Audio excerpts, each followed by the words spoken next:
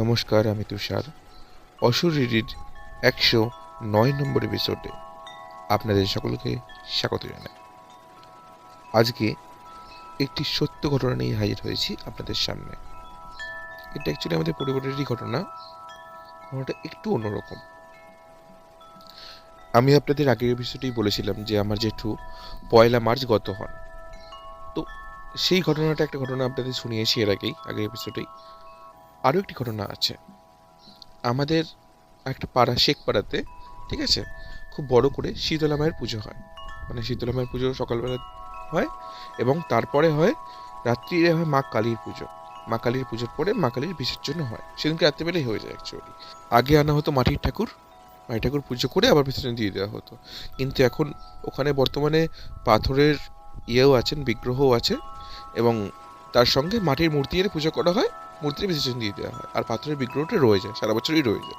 ঠিক আছে, তো সেরকম মতনই এবারে খুব বড় করে পুজো হয়েছে। এবার আমাদের পরিবার কি করে, প্রতি বছরই আমাদের পরিবার ওই মা কালীকে যে নিয়ে যাওয়া হয়, মা কালীকে না নর্মাল গাড়িতে করে নিয়ে যাওয়া হয় না, নিয়ে যাওয়া হয় বাঁশের পালকি করে।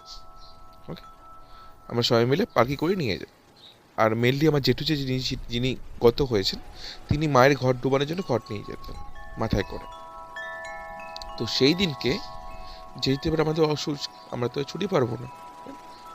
তো এবারে আমরা মানে আমাদের আমাদের যে ছেলেদের বংশটা আছে, মানে আমার পিসির ছেলেটা তো ছুতে পারবো, ওটা ছুটে কোনো অসুবিধা নেই, কিন্তু আমরা তো এদিকে ছুতে পারবো না। কিন্তু আমার কাকা বা আমি আর বাবা কেউ ছুতে পারবে না। তো আমরা ঠিক করি যে এবারে তো আমরা করতে পারবো না, তো মোট কথা আমার পিসতো দাদারাই ধরবে আর কি ঠাকুরটা।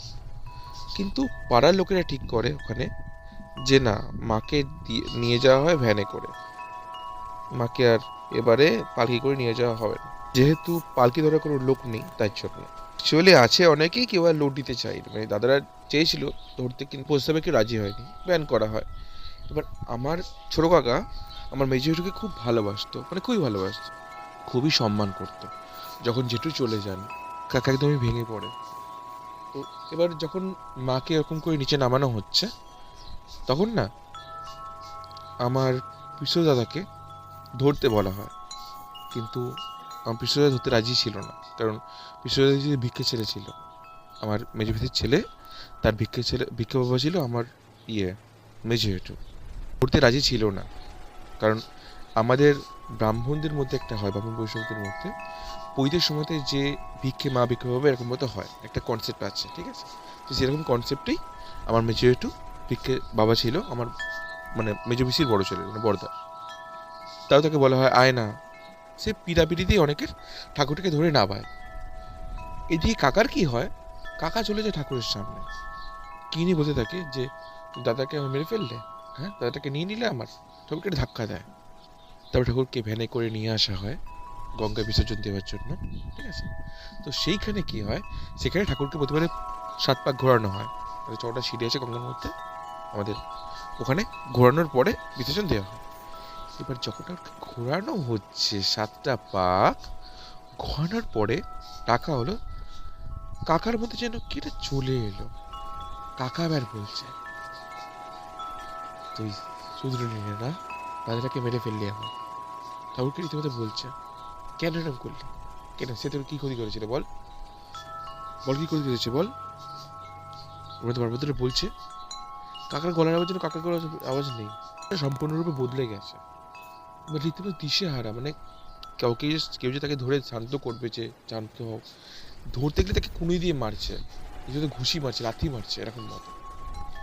তারপরে বলছে যে আমাকে ধরতে আসবে সেই মরবে, এরকম মতো।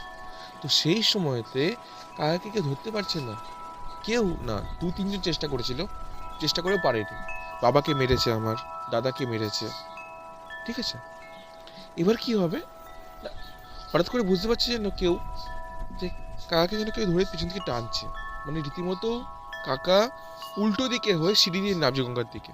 ওকে, তারপর কাকা পড়ে গেল, সিঁড়ির মধ্যে পড়ে গেল, এবং যেন চুলের মুঠি থেকে টানছে, কাকার পুরো পিঠটা সম্পূর্ণরূপে গঙ্গার সিঁড়ির মধ্যে ঘষা খাচ্ছে, উপর থেকে নিচ্ছে। কাকার কিন্তু কোনো তালজ্ঞান নেই কি হচ্ছে না হচ্ছে। এদিকে কাকি বুঝতে পারে যে কাকার গলার আওয়াজটা কাকার তো নয়ই, এবং তার সঙ্গে আমার মেজরিটি গলার আওয়াজের অনেক মিল পায়, মানে মেজরিটি গলার আওয়াজই না ওখানে পাচ্ছে, কাকে এটা স্পষ্টভাবে বুঝতে পারে। ঠিক আছে? তারপরে এবার আস্তে আস্তে রীতিমতো তোড়জোড় চলছে, রীতিমতো মানে প্রায় কাকাকে প্রায় নিয়ে চলে যাবে গঙ্গার মধ্যে, প্রায় কাকাকে মধ্যে রীতিমতো টেনে নিয়ে চলে যাচ্ছে, চুলের মুঠি ধরে নিচের দিকে নিয়ে যাচ্ছে। কাকা যেন সম্পূর্ণ দিশারা হয়ে পড়েছে। সে সবাই মিলে চেষ্টা করছে কাকাকে ইয়ে করার, সে অনেক ধরে ধরে রীতিমতো মাথায় জল টল ঢেলে কাকা শান্ত হয়েছে। শান্ত হয়ে এবার কাকাকে কি করা হয়েছে, সেই সুযোগে শান্ত হয়েছে দেখে নিয়ে না, কাকাকে একটা মানে কি বলো গামছা দিয়ে কাকার পাটাকে বেঁধে দেওয়া হয়েছে, এবং এদিকে হাতটাকে বেঁধে দেওয়া হয়েছে। তাকে ভ্যানের মধ্যে তোলার চেষ্টা করা হচ্ছে। আবার শুরু হয়েছে একই রকম, যে আমি ভ্যানে উঠবো না, পাটা রীতিমতো উপরের দিকে, আর মানে বডিটা রীতিমতো ভ্যানের নিচে, মানে ভ্যানে ওঠার যে জায়গাটা আছে ওই রাস্তার মধ্যে বডিটা পুরো, পাটা মানে ভ্যানের উপরে শুয়ে আছে রীতিমতো। ভ্যানে আমি উঠবো না রীতিমতো। এবার কাকাকে কেউ 4-5 জন মিলে ধরার চেষ্টা করেছে, চেষ্টা করে একটু ওদিকে বেঁধেছে, ঠিক আছে, ওই জিনিসটাকে সম্পূর্ণরূপে ছিটে দিল। তারপর আস্তে আস্তে কিছুক্ষণ পরে না শান্ত হলো, ঠাকুর বিসর্জনে দেওয়া হলো, কাকাকে বাড়িতে নিয়ে আসা হলো। তার পরের দিন কাকাকে যখন বলা হচ্ছে যে তুমি কালকে কি করছিলে, কেন এর মতো করছিলে, আমি তো কিছু করিনি।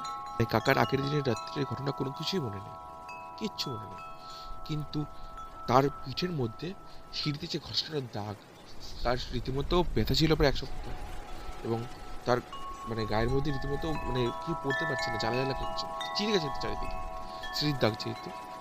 তারপরে তাকে বোরলিন দেওয়া, তাকে ওখানটাকে আস্তে আস্তে শেক ফেক দিয়ে আস্তে আস্তে ব্যথা কমে। কাকেই স্পষ্টভাবে বলে যে আমি বুঝতে পেরেছিলাম কী হয়েছিল, তো নিশ্চয়ই জেঠু এসেছিল, কারণ জেঠুর পুরো গলার আওয়াজ পেয়ে গেছিল কাকে, কাকার গলাতে।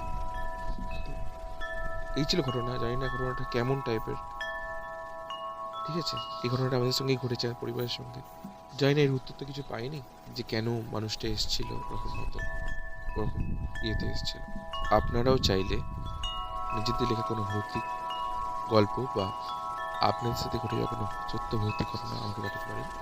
পাঠানোর সমস্ত মাধ্যম, যেমন আমার ইমেল আইডি, আমার হোয়াটসঅ্যাপ নাম্বার, আমার ফোন নাম্বার, সমস্ত কিছুই আমি ডিসক্রিপশনে অ্যাড করে দেবো। আজকের মতো এখানেই ইতি টানছি, আবার ফিরে আসবো আগামী সপ্তাহে কোনো সত্য ভৌতিক ঘটনা বা কোনো ভৌতিক গল্প। আমি আন্তরিকভাবে দুঃখিত যে আমি শনিবার দিন রাত্রে ঘটনা সারতে পারলাম না, এবং আমার সাথে সাথে রবিবার সকাল হয়ে গেল। সকলকে জানাই হ্যাপি সানডে, সকলে ভালো থাকবেন, নমস্কার।